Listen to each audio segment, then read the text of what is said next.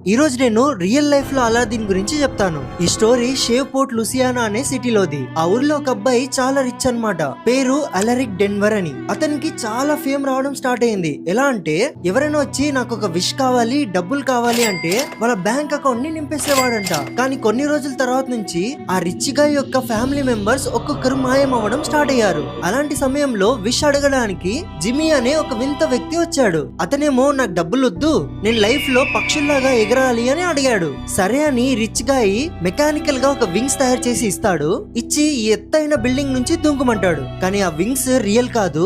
ఆ వ్యక్తి భూమి పైన దడమ్మని పడి చనిపోతాడు. జనాలు, పోలీసు వాళ్ళు అందరు కుప్పలు కుప్పలు కడతారు అక్కడ.